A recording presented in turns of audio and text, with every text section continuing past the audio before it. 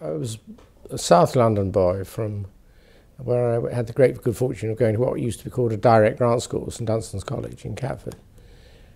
That took me to Keble College, Oxford, where I read philosophy, politics and economics. And I did a few other jobs in social work and in industry in order to get the money to go to the bar. I went to the bar in 1971, toyed with politics and stood for an MP twice, coming third twice, for the Lib Dems, as they're now called. I had a general common law practice with a lot of criminal work.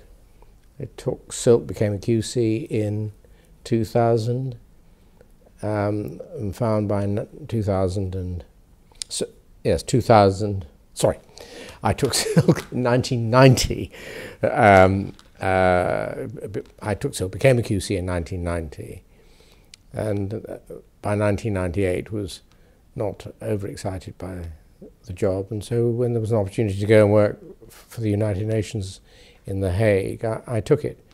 Meanwhile, I'd become something called a recorder, which is a part-time judge in about 1984, and so I do part-time judging and have done it really ever since, which I really rather enjoy, more than I would enjoy being a full-time judge. Yeah, why did I become an academic? Well, I would never call myself an academic.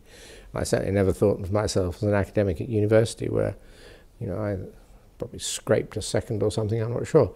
But I had the really good fortune of a change in career path, comparatively late in life, when I went to Holland to work for the United Nations. And I'd never been satisfied, really, with the English legal system in the somewhat over-comfortable way many lawyers, barristers, judges are.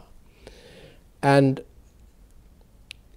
working in that environment, it was so much easier to see the shortcomings of the law that I had perceived in the national jurisdiction, but I saw more profoundly there. That led to me writing and lecturing at invitation around the world in the particular, on the topic of the trials I've been dealing with, but that then allowed me to expand and think more generally. And so although I would never call myself an academic, before I became Gresham Professor of Law, I'd been doing academic things at Oxford and at other universities, and have found that a very happy development.